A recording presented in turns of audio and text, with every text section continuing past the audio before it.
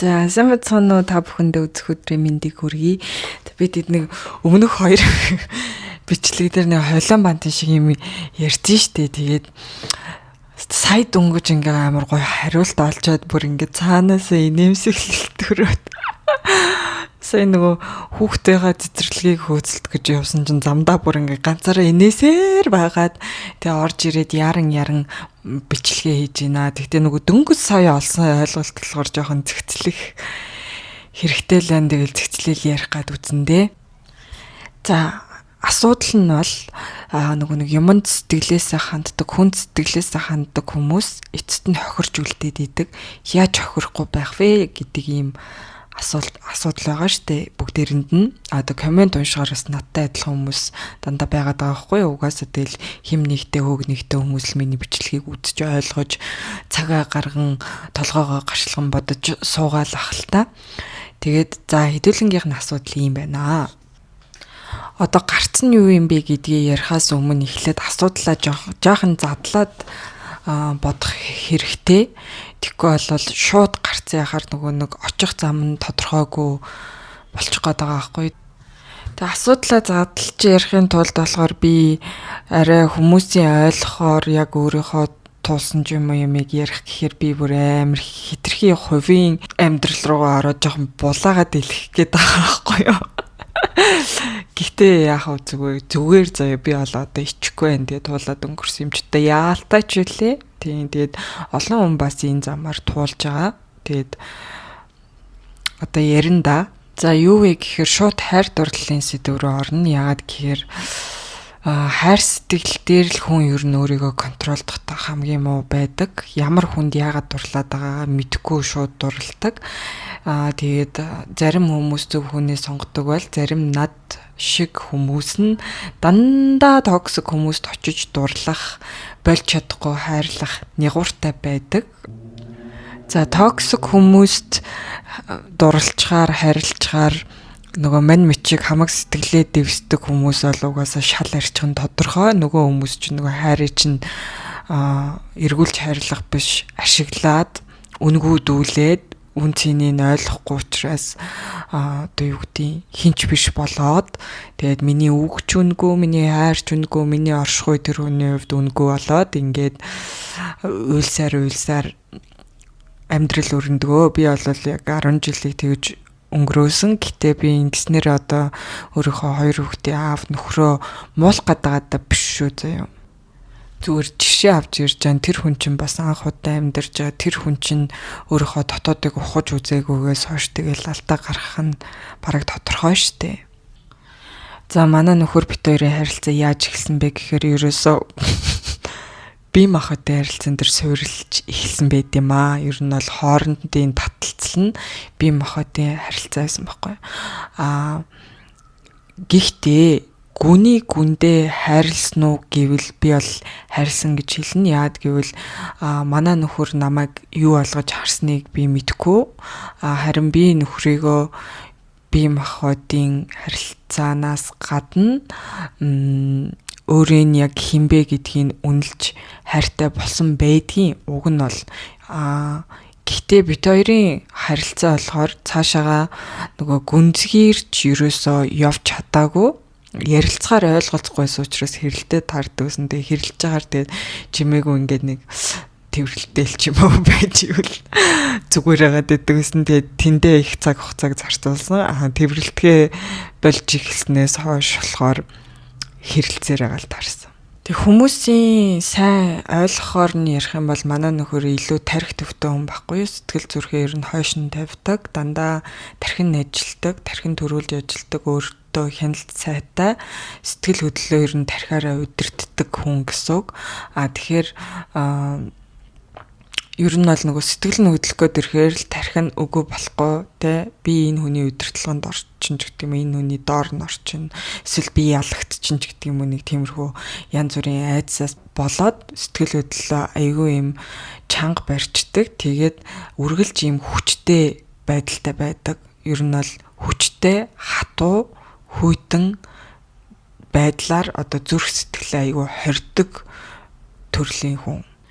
Энэ нь болохоор ямар үр дүнд хүргэдэг вэ гэхээр өөрийг нь мэдээж аюулгүй байлгадаг, өөрөө бол сансан зорьсондоо хүрдэг, өөрийнхөө эзэн байдаг, өөрийнхөө оршихуйг хамгаалж үн цэнтэй оршиж чаддаг боловч хажуудах хүнээ бол ингээд нөгөө ёстой нэрэ хатсан тэ хогийн урган болгож хувиргах юм эд шидтэй байдгаа. Гэтэ одоо бол мэдгүй л дээ. Эн чинь нөгөө нэг эхлэл үе яриад байгаа шүү. Манай нөхөр чинь надад 20 та байхдаа танилцчихсэн. Тэгээд 20 та аймар царайлаг мөнгөтэй залуу. Тэ ямар байдгүй та нар тэгэл бодцоо. Тэгээ ядж яхад өөрөө тэр чинь амар альфа мейл ахгүй ер нь эрэгтэйчүүд дундаач ингээл ер нь дандаа л амбицлог, дандаа л өрсөлдөөнч, дандаа л ялахыг ирмэлцэж идэг, ялж чаддаг тийм бэрн намтагцсан залуу гээл төсөөлчих за. За би тэр үед болохоор 22 та охин байсан. Юу онгод битгээл юугаач мэддэггүй л ер нь юу ч мэддэггүй л ингээл та бор зүрхээрээ гэсэн шиг. Тэ нэг хар ухаанаараа амьдрах гад үзээд байгаа нэг бакалаврын зэрэгтэй л охин байсан. Тэгэл миний хувьд болохоор нөгөө нэг тархин төрүүлдэг, зүрхэн төрүүлждэг болохоор өөрийгөө хянах чадвар султай. Тэгэхээр энэ дээр болохоор нөгөө нөхөртөө автах, нөхрөө автуулж чадахгүй байх гэдэг зүйл өрнөсөн юм аа. Нөхөртөө автна гэхээр чинь одоо айгүй гүнзгий дурлсан гэсэн үг. Зүгээр л ингээл ухаан санаагаа алдаал те сохор мэд одоо зүүдэлж байгаа мэд нөхрөөс өөр юу ч харагдахгүй болтол дурлж исэн. Эсвэргээрээ манай нөхөр намайг автуулж исэн болохоор надад нэг их автаагүй байх илүүтэй тархин ажиллаад за энэ охин бол ямар ч байсан намайг хуурахгүй миний төлөө энэ тэр ингээд амьдраад чадах юм байна гэж жоохон тархиараа ботсон болов уу гэж би зүгээр таамаглаж байна. Тэгэл нөгөө хандлага нь тийм байсан болохоор тэндээс нь л тэгж таамаглаж байна. За тэгээ ер нь нөхрөөсөө өмнө ч гэсэндээ би ер нь тийм токсик сонголттой байсан. Айгүй сайн залуучуудад ерөөсөө бараг дурлж үзээг. Хамгийн анхны найзлуудаа би 40 жил гэсэн үлээрч 4 жил үргэсэн. Тэр бол амар сайн залуу байсан. Тэгээ би өөрөө хайцсан байхгүй юу. Тэгээ тэр бол үнэхээр сайн залуу байсан. Тэгээ сайнаас нь бараг уйдаад хайчиж байгаа байхгүй юу. Тэгээ сайн залуучуудыг тоодгоо явж дандаа л токсик сонголттой байсан. Тэгээд ер нь хамгийн токсиктойгоо ч угаасаа суусан байхгүй юу. Тэгээ ер нь бол хүний тэр хайр сэтгэлийн асуудлыг хүчээр би одоо хүчээр энэ сайн залуу байна гэд ингээ хүчээр яаж дурлах юм бэ гэдэг дурлахгүй тэр чи эрэгтэй хүн гэж харж чадахгүй байхад би дурлж чадахгүй байхгүй юу. Тэгээд нэг ийм асуудалтай цаанаасаа зөнгөөрөөл токсик хүмүүст дурлаад байдаг. Тэгээд хохироод байдаг, нөгөөдгөндөө автаад байдаг. Нөгөөдхийг автуулж чаддгүй нэг ийм зовлонтой одоо насаараа л амьдралаа өө. За энэний цаатлын үндсэнд юу байсныг ингээд ухаад бодохоор сая надаа манай онгод налжаагаад жоохон ойлгуулж өгсөн байхгүй юу. Тэгээд гинт ингээл би ингээд бодоод тасан ч хүү би залхуугаасаа болоод гүний тэ жинхэнэ намайг үнэлэх чин сэтгэлийн хайрыг хайж чаддгүй юм байна гэдэг нэг бодлоор ч ирлээ. Би чи угаасаа залхуул да. Тэр хайр сэтгэлийн хувьд ч биш зүгээр гэр орноо цэвэрлэхтэйч юм хумаа хийхтэйч ер нь сайхан залхуу хүн байхгүй юу. Тэг яагаад залхуутай холбогдсон бэ гэхээр нөгөө нэг насны хань тэ бүх амьдралынхаа туршид намайг хайрлаж чадах хүнийг хайж олж ирэх тэгэл тэр болгонд шалгуур тавих, цензурдах, олж таних, наашаа цаашаа болох те биш байвал шууд өөрийгөө татаж авах гэдэг чинь сэтгэлгээний юм амар өндөр ачаалал маш их үйл ажиллагаа юм байна л да.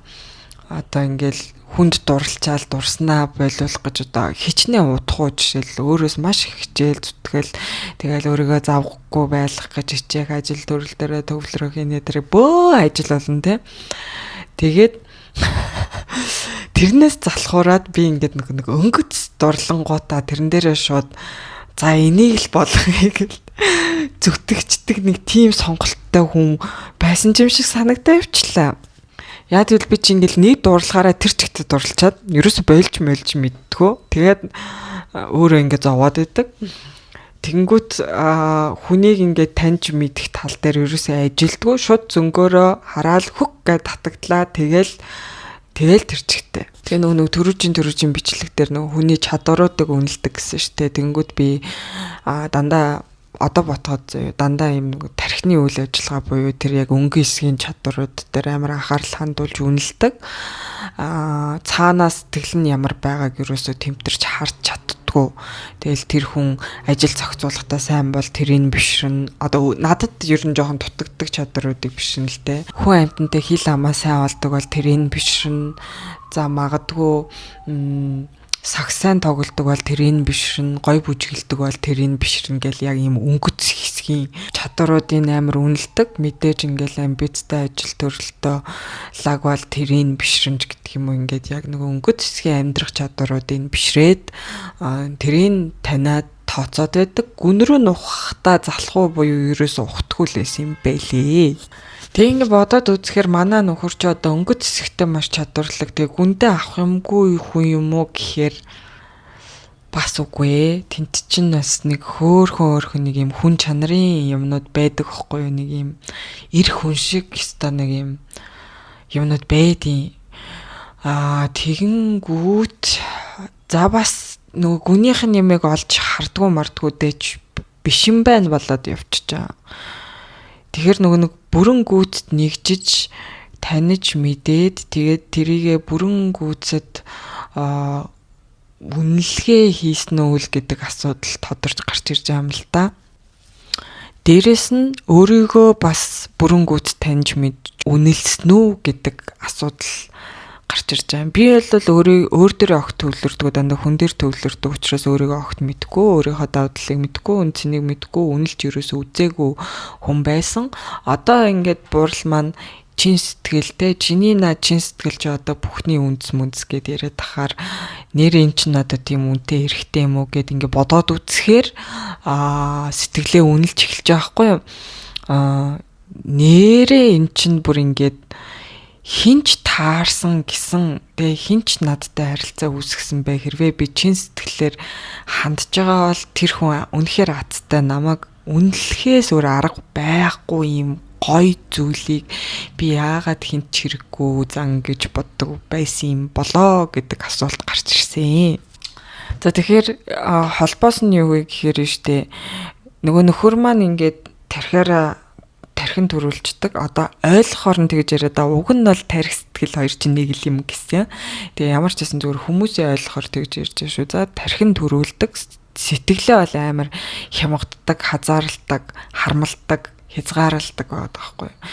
Тэгээд эн чинь нөгөө гүнний хүм чанар руугаа орохгүй яг энэ өнгөц дээгүүрээ байгаа сэтгэлгээ гэсэн үг. Тэгэнгүүт би хэдий гүндээ орж чаддаг ч гэсэн тэрийг үнэлэхгүй байхлаар өнгөц талбар дээр нь гарч ирээд өнгөц хэсгийг харж дурлаа.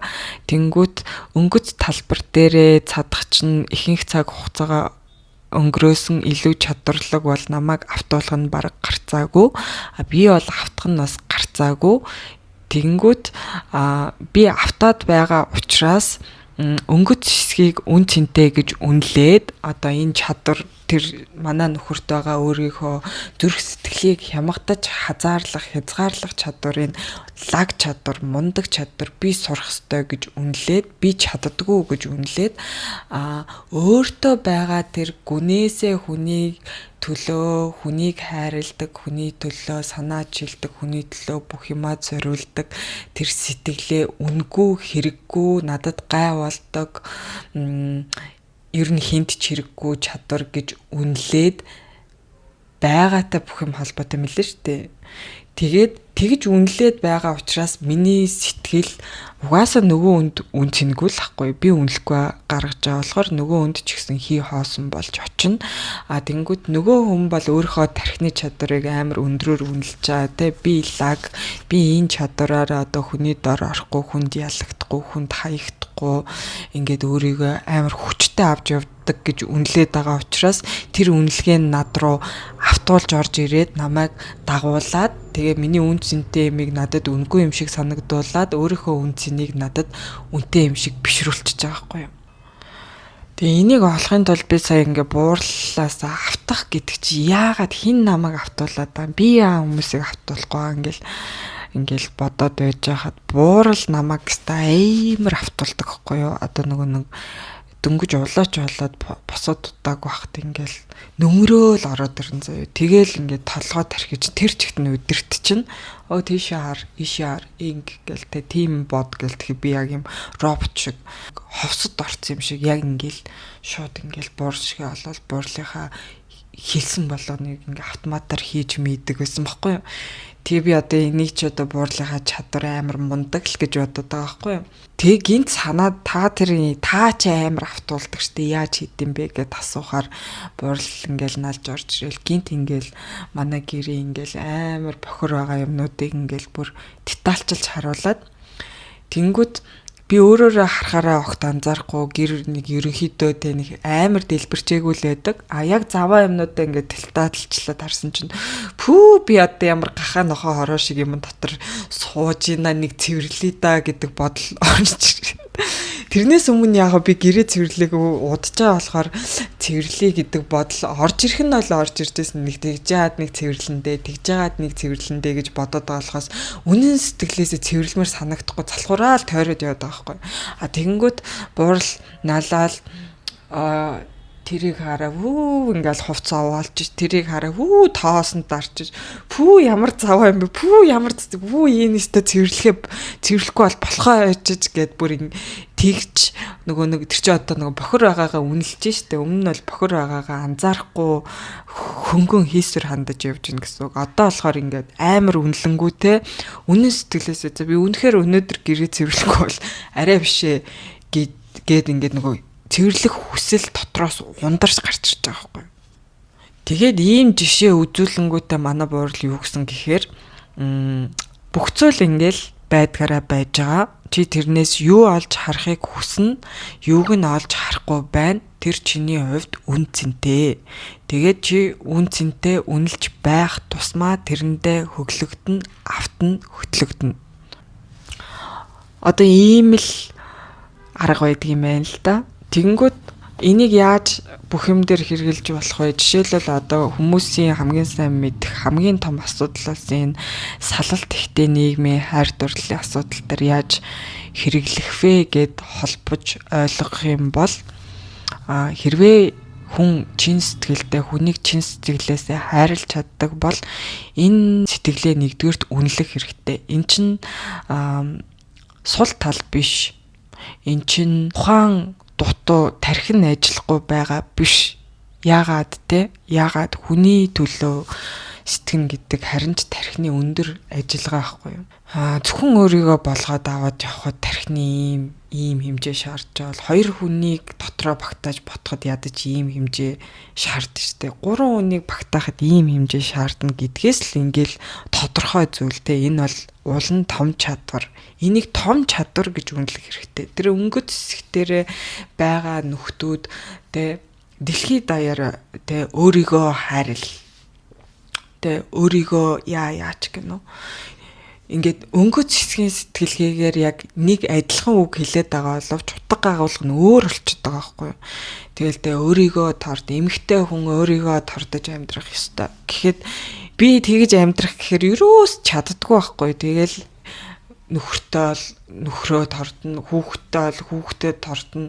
Цаанаасаа л тийм. Тэгээ тэрийг би болиулж чаддгүй. Тэгээ болиулахгүй байхаар нөгөө хүүхдүүд нь давраад идэг, нөхөр нь давраад идэг, би хинчиш болоод идэг, ийм амьдрал өнгөрөөд идэг тий. Хэрвээ би энэ үнэлгээгээ байнгын байрж авч чадах юм бол ингээд байнгын миний нүүрэнд ингээ инээмсэгэл тоторно гэ одоо яад гэвэл би буруу юм хийгээгүй, би тэнэг биш.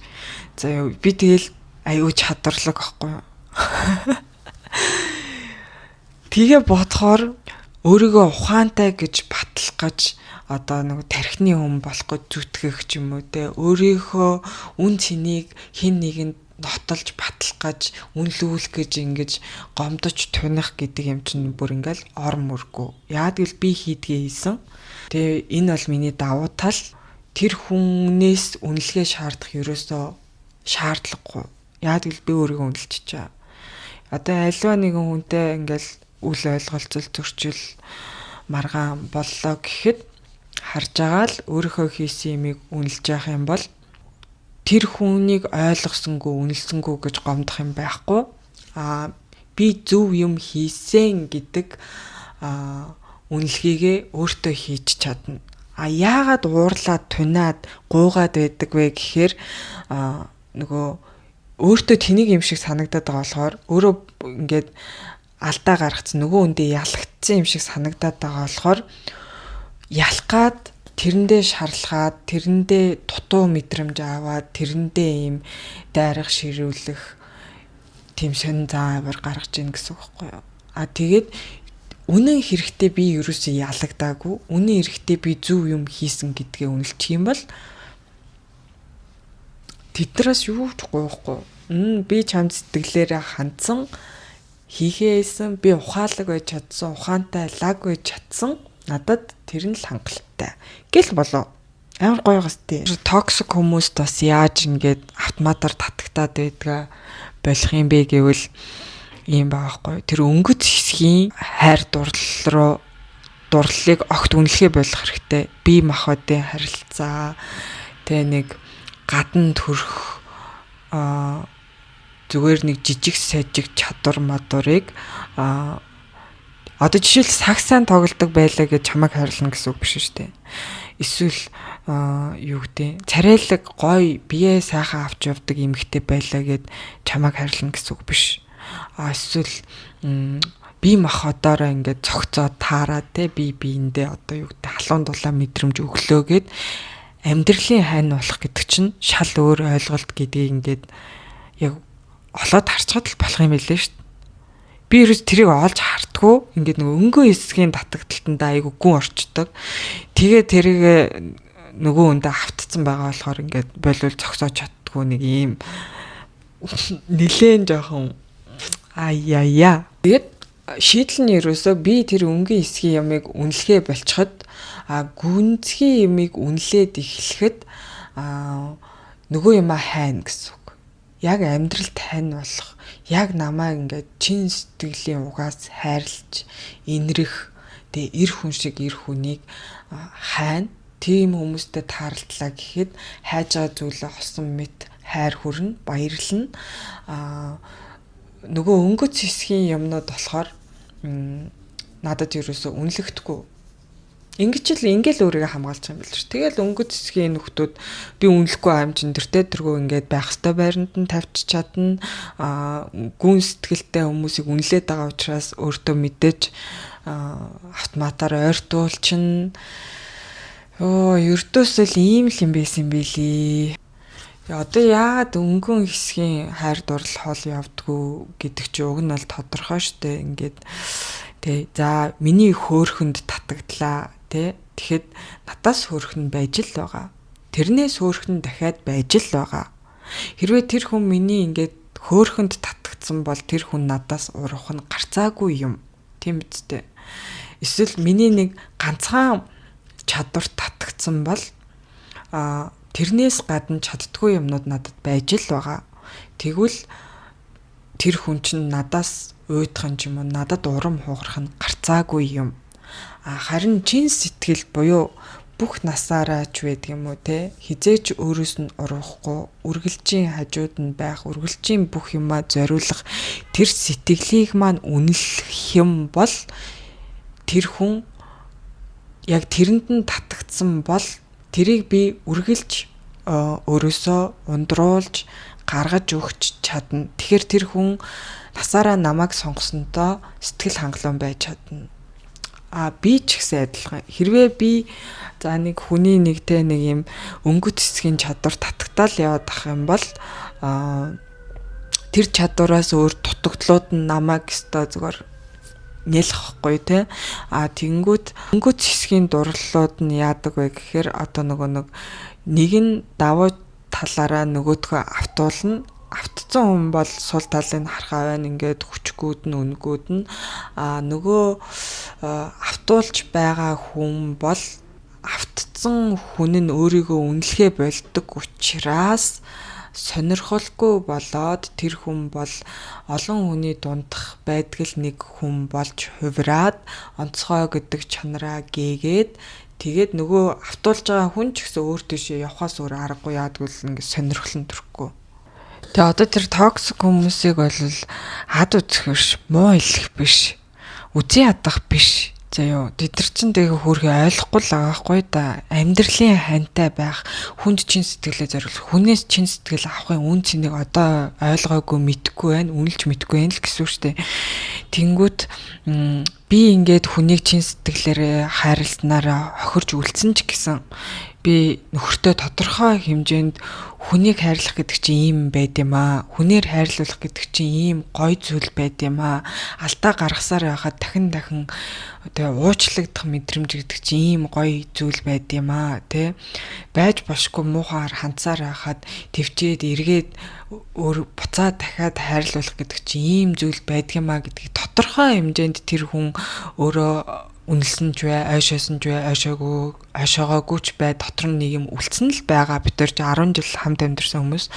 Тэгээд дараа нь за магадгүй бид нарын амьдрал ингээд тэр чигтээ дууслаа гэж бодоход дараа нь тэ за намайг хүн ингэж хайрлаж ирсэн шүү гэдэг юм ой санамжинд нь ядаж байгаад эн чин нэрээ юу илээ гэдэг ч юм уу иймэрхүү үлдэж бол үлдсэн байдаг. Тэгэхээр би бас тэнд ажиллаа хийсэн л байгаа юм л та. Гэхдээ одоо заавал ингээл амьдралаараа ч юм өөрөөхөө бүр ингээд золиослж хохирч ингэж хайрыг түгэх ёстой мó гэвэл уг нь бол албагүй.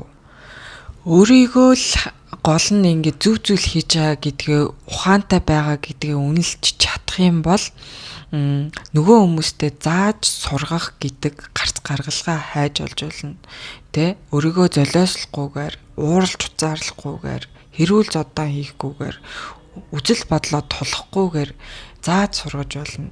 Ингийн тулд хамгийн эхлээд би ийм өнгөц хэсгийн харилцаанд ач холбогдол өгдөгөө би мөнгө зэсгийн байдлаар надад хандахыг зөвшөөрөхгүй гэдэг шийдвэрийг даруй маш хурдан гаргаж авах хэрэгтэй. Тэр шийдвэрээ илэрхийлж хил хязгаар заагийг тогтоож байх ёстой. Чи надтай зүгээр нэг юм тоглоом шоглоом шиг хандахгүй би тийм эмгтэй хүн биш гэдгээ үгээрээ илэрхийлнэ, хязгаараараа илэрхийлнэ, бүх юмараа ингээ илэрхийлж байх ёстой. Тэгэнгүүт одоо нөгөө хүн чинь боддоо штэ.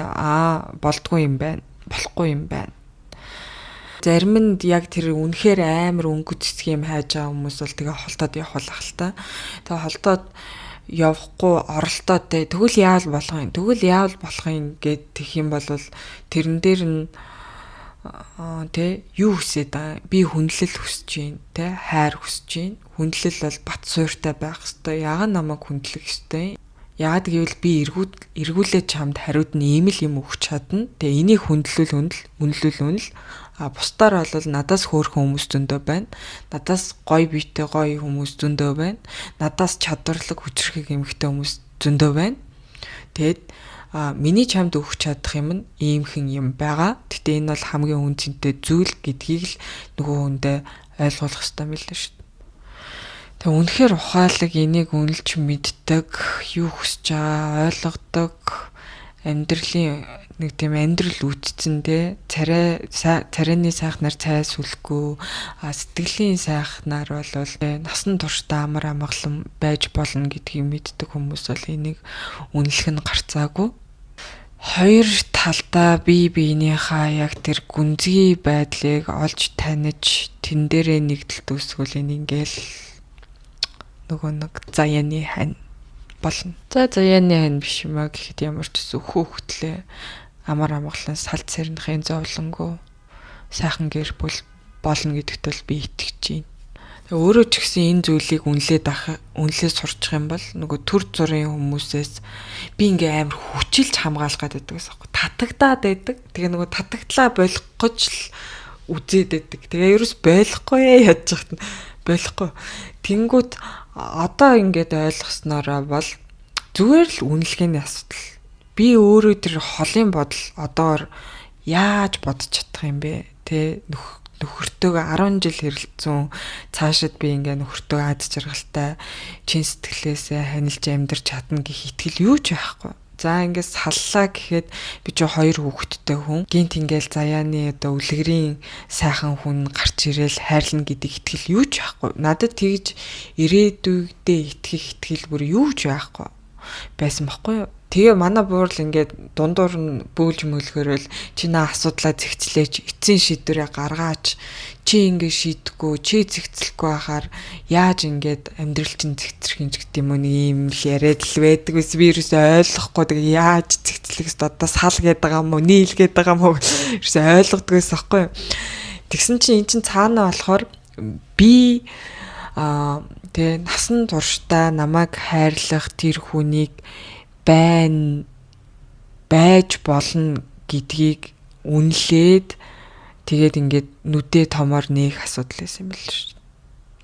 Тэгээд тэр нь яг манай өөрийн нөхөрч байж болно, өөр хүнч байж болно. Тэр нь бол гол нь биш заяа. Хэрвээ манай нөхөр надтай үнэхээр насан туршдаа тэгээд зүгээр одоо салцсан байгаа болохоор буцааж нийлж нөгөө нэг өөрийнхөө өмчийг буцааж авч байгаа юм шиг эсвэл өөрөө надад ялагдсан мэдрэмжээ буцааж ялалтаар нөхөх гээд байгаа юм шиг байдлаар биш, зүгээр л амар амгалан сайхан хайрлаа, ханилаа гэсэн сэтгэлээр хандах юм бол би бас яг тийм юмыг үнэлж хүсч хүлээж хараа мэлмигээ хурцлж чадах юм бол энэ хүсэлтээр л бит хоёр буцаж нийлэх юм бол ад жаргалтай амьдарч чадна. Үгүй бол дахин асуудлууд тавтагдана, эсвэл тэгээ бүр саллаа гэхэд би дахиад яг энэ бодлороо насан туршдаа чин сэтгэлийн үүднээс би бинийгээ хайрлах гүний тэр холбоосыг хайж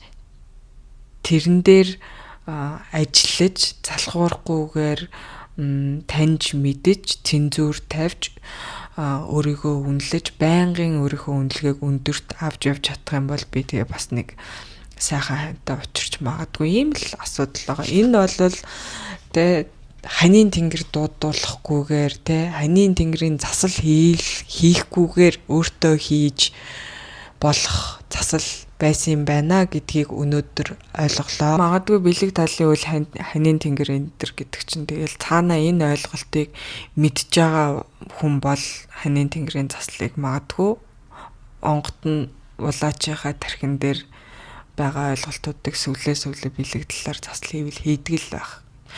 Тэгтээ тэгээд мэдгүй шүү дээ. Хинийх нь үл нөрж байгаа, хин зөв буруу хийж байгааг мэдгүйгээс хойш бид нар өөрсдөө сайхан энэ заслаа хийгээд явуул хэрэгтэй болов гэдэг үүднээс би бол амар тэнгэрийн юм ярих дурггүй болсон. Дандаа л юм өөртөө ажиллах, удиртай ядаргаатай юм шиг урт ирээнүүд хийдэг болсон. Тэгтээ энийг үнэлж өөртөө хүлээж авч сонсож байгаа хүмүүстээ бол үн цэнтэй л зүйл байх гэж бодож байна.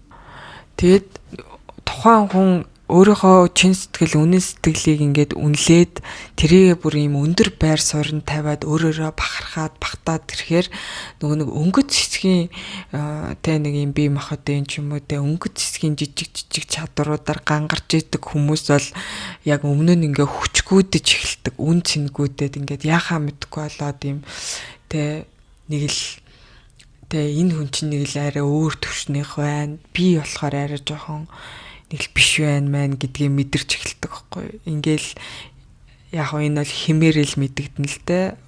Өөрийн мэдлгүүл нөгөө хүндээ автаж эхэлнэ гэсэн үг. Ингээд чин сэтгэлтэй хүмүүс өөрийгөө өнгөлөөд босгож ирээд тэгээд тэр өнгөц хэсгийн нөхдүүдийг өстой бүгдийн хуйгаар нь ташраар нь автуулж байх ёстой мэлээ штэ. Ингээ энэ бол тэгтээ бүр ингээл бүр инээ төрөд байгаа байхгүй. Би бүр ингээ амар ад жаргалтай болоод хүч амтагтаад бэр амтагтаад гоё байна. Тэгээд зөвхөн одоо нэг хүмүүсийн их ирж хайдаг сэдв болохоор нь би шууд хайр дурлалтаар холбоо ярьсан шүү. За түүнээс энийг аанд найзын юун дээрч хэрэгжилж болно. Ажил үйлсийн холбоон дээрч хэрэгжилж болно. Тэгээд нэг юм хачин зайлтай нэг юм хоёр алахгүй залиндаа ороогдоод идэг нөхдүүд бол чиний өмнө тэг чин сэтгэлтэй хүний өмнө ингээд нүдэн гүйлгнээд яаж чадахгүй л гэсэн үг. Ийм гоё ийм хүчтэй болох боломж бид бүгдэд байна. За тэгээд өнөөдрийн бичлэг ойлгомжтой л болсон байгаасаа гэж найдаж байна. Энэ үрээд энэ бичлэгээ дуусгацгаая. Судар авахыг хүсвэл доор нөгөө линк утасны дугаарыг тавьчих. Тэгээ сав дараагүй сав дараарай. Баярлаа баяртай.